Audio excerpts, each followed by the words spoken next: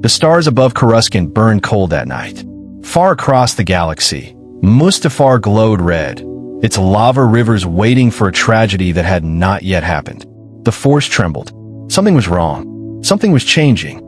In a quiet corner of the world between worlds, Ahsoka Tano stood still. Her white robes shifted in a wind that did not exist. She was older now. Her montrals were marked by years of war, loss, and survival. She had seen the Empire rise. She had seen Anakin fall. She had buried friends, students, and hope itself. But tonight, the Force gave her one chance. "I have to reach him," she whispered. Before the lie, before the fire, the portals around her shimmered like glass. Each one showed a different moment in time. She found the one she needed, Coruscant, hours before Order 66. Anakin was alone in the Jedi Temple hallway, his hand trembling near his lightsaber. Fear lived in his eyes. Padme's name lived on his lips. Ahsoka stepped forward. The Force pushed back. Tom did not want to bend, but she pushed harder, harder, until the portal cracked open like a wound in the sky. She fell through stars. She fell through screams. She fell through every future that had already been written. When her boots touched the polished floor of the Jedi Temple, the silence felt sacred. Anakin stood 20 paces away, his back turned, his shoulders shaking. She drew a breath. She drew her blade. "Sky Guy," she said softly. "Don't move." He turned, and his yellow-tinted eyes met hers. The galaxy held its breath. The Jedi Temple was too quiet that night. Marble columns stretched into the dark. The lights flickered low. Somewhere far below, the Coruscant traffic hummed like a distant ocean. But here, in this hallway, time itself seemed to hold its breath. Anakin Skywalker stood frozen. His lightsaber glowed blue in his hand. His chest rose and fell in sharp, uneven breaths. His eyes, once bright, once kind, were drowning. Drowning in fear. Drowning in visions of Padme, screaming, bleeding, dying on a cold medbay floor. "I can save her," he whispered to himself. "I have to save her." The shadows shifted behind him. "Sky Guy." He spun, blade raised. And there she stood, Ahsoka Tano. Taller, older, two white sabers in her hands. Her face carried scars he did not recognize. Her eyes carried a sorrow he did not understand. "Snips." His voice cracked. "How you left? You walked away." "I came back," she said softly. "From farther than you can imagine." Anakin's hand shook. "You shouldn't be here. He's waiting for me. The Chancellor. He can help her. He has the power." "He has nothing, Anakin." Ahsoka stepped closer. "He has lies. He has shadows. He has the empire he plans to build on your shoulders. You don't know what I've seen. Ido." Her voice broke. "Because I lived it. I watched you burn. I watched you become him." Anakin's saber dipped. His mouth opened. No words came. And down in the Senate district, Sidious felt the ripple in the Force and smiled. The hallway felt smaller now. The air felt heavier. Anakin's blue saber hummed between them, but his grip was loose. His breathing was sharp. His mind raced through every dream, every nightmare, every whisper Sidious had planted like seeds in his soul. Ahsoka took one slow step forward. "I've seen what you become, Anakin." Her voice was calm, steady, the voice of someone who had already survived the worst. "I've seen the mask, the black armor, the breathing that haunts every child in the galaxy. I've seen the worlds you burn. I've seen the younglings you cut down in this very temple." Anakin flinched. "Stop. I've seen Padme die," Ahsoka continued. "Not because you failed to save her, but because you chose the dark." I said stop. She did not stop. With a quiet click, two white lightsabers ignited in her hands. Pure, bright, untouched by red or blue. They lit the hallway like twin stars. These blades were once red, Anakin. They belonged to an inquisitor who served your master. I cleansed them. I freed them. The way a Jedi can free themselves from the dark, if they choose to. Anakin stared at the white light. His own reflection trembled in the polished floor. "You're saying, I can come back. I'm saying you don't have to fall in the first place." For one breath, hope flickered in his eyes. Then his comlink buzzed. The Chancellor's voice slid through the silence like a blade. "Anakin, I need you. Now." The Chancellor's voice still echoed in the hallway. "Anakin, I need you. Now." Anakin's hand drifted to his belt. His fingers wrapped around something cold. Something dark. A small Sith holocron, given to him in secret, glowing red between his palm lines. It pulsed like a second heartbeat. It whispered without words. Power. Protection. Padme. Ahsoka watched him carefully. She did not move. She did not strike. She only spoke. "Anakin, do you remember Mortis?" His eyes flickered. "Do you remember when I died, and you brought me back? Do you remember the Clone Wars? Every time you stood between me and death? You were not a monster then. You were my master. My brother."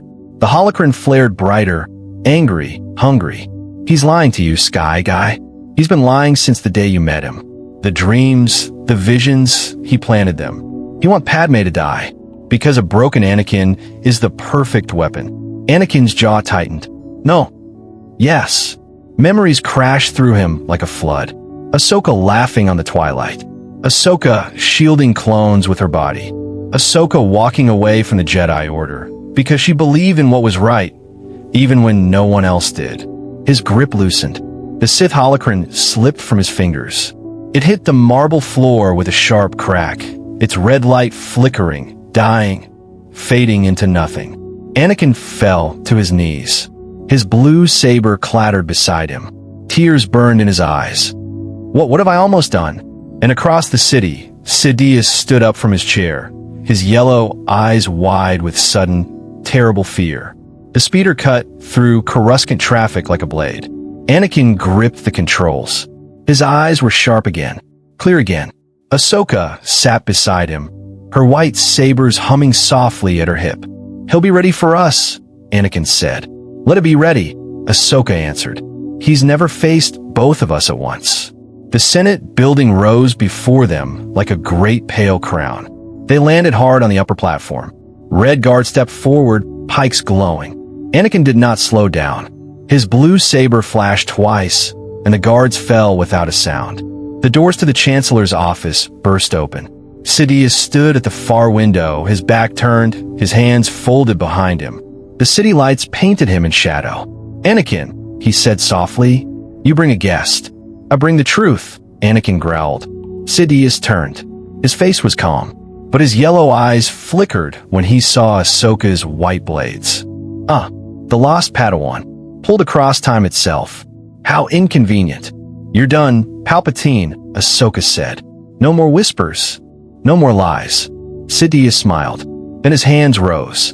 Lightning exploded from his fingertips, blue, white, screaming through the air. But this time, two blades caught it. Anakin and Ahsoka stood side by side, their lightsabers locked, the storm crashing against them like a wave against stone. Sidious staggered back. For the first time in 1,000 years, fear crossed a Sith Lord's face. "You cannot stop what has already begun," he hissed.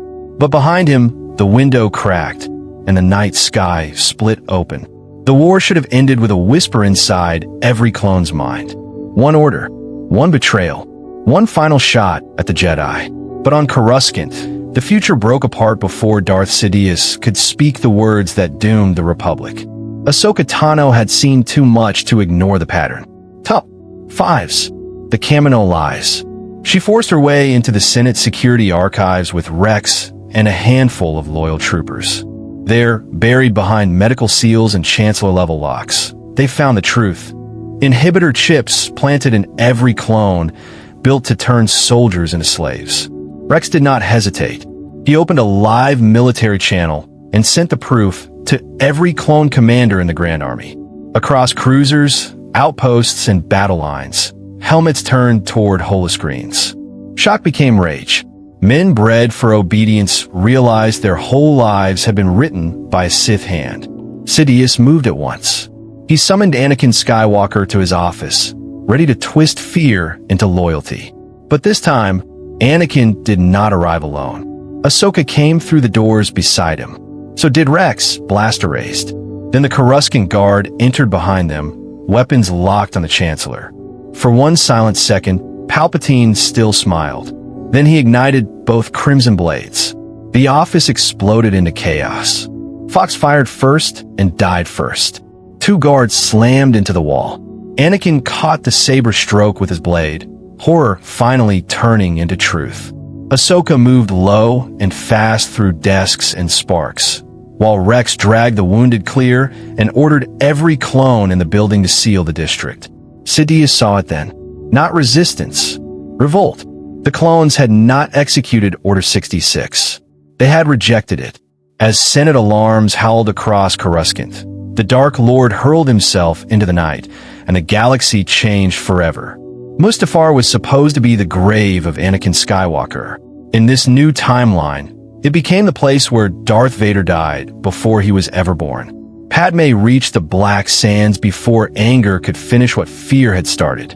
Obi-Wan still stepped from a ship. He still saw Sith eyes in Anakin's face. He still felt the dark side burning through him.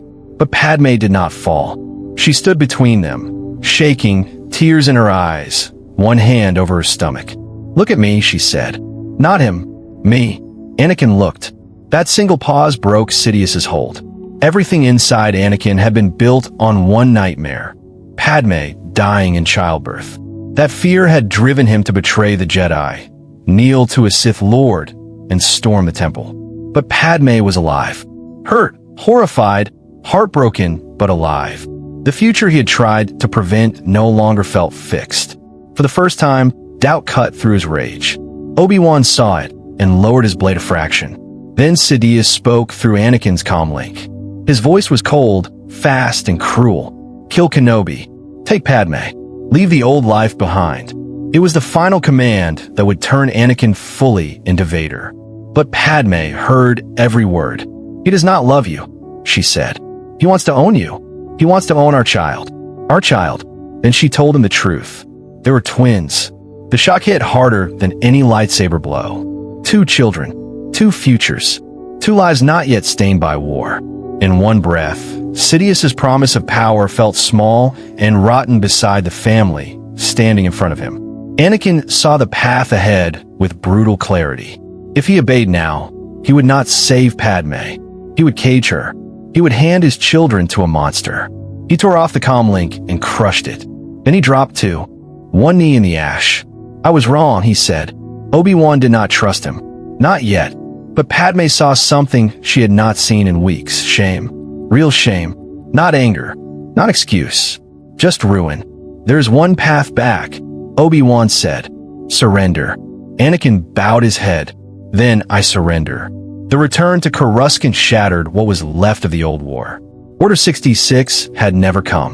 Many Jedi still lived. The temple was wounded, but it had not fallen.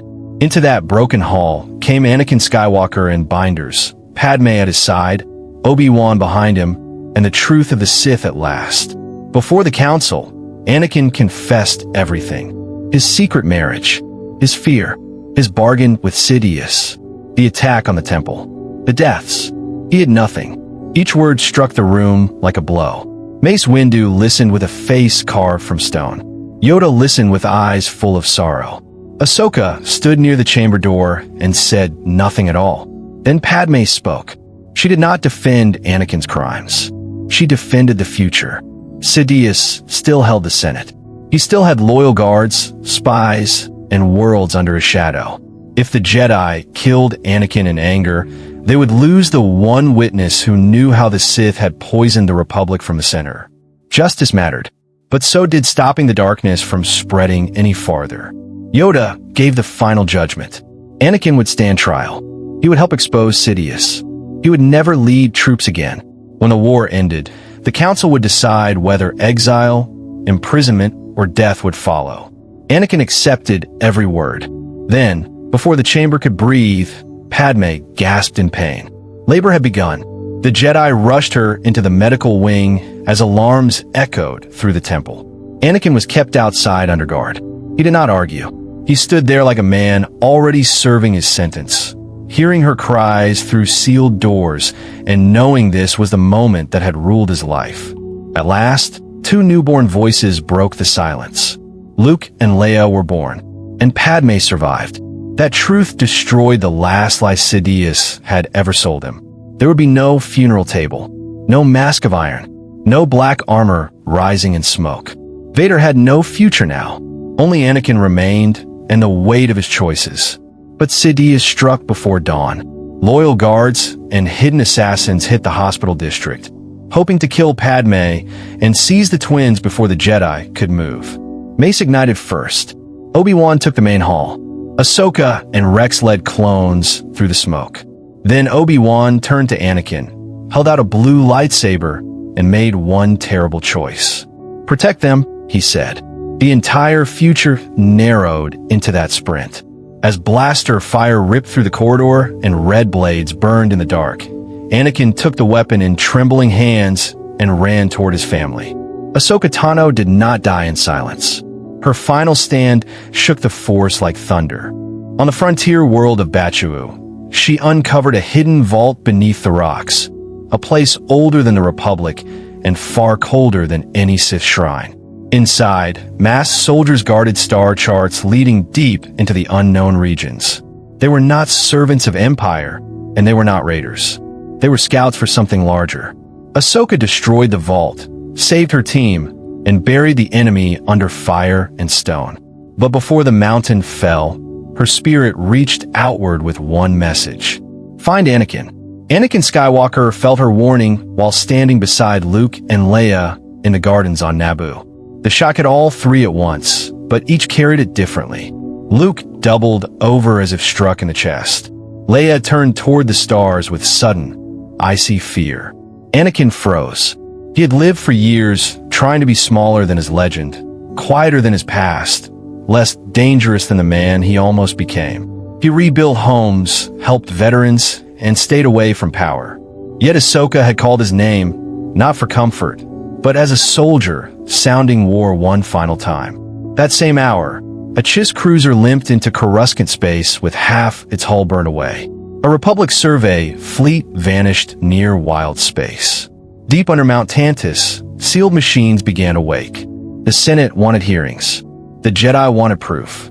The admirals wanted borders locked. None of it mattered.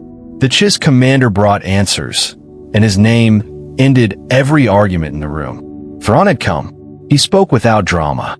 An enemy called the Jar-Wysk was pushing through the unknown regions, taking colonies, stripping shipyards, and using terror to move whole populations like cargo. They were seeking old gates. Thrawn revealed the worst part last. The Jar-Wysk had raided forgotten Sith sites and found records about a living key, a being strong enough in the Force to unlock those gates and guide fleets through impossible space. In every stolen text, the same bloodline appeared. Skywalker. Silence swept the chamber. Anakin wanted to refuse at once. He knew what happened when the galaxy turned one person into destiny. That lie had nearly made Vader. But this was no lie whispered by Sidious. This was a threat moving in real time. If he hid from it, others would pay the price. Padme heard the warning and understood before the Jedi finished debating it. The old fear returned at once. She had fought too hard to save Anakin from becoming a weapon, and now the galaxy was asking for that weapon again. Leia saw the same truth from another.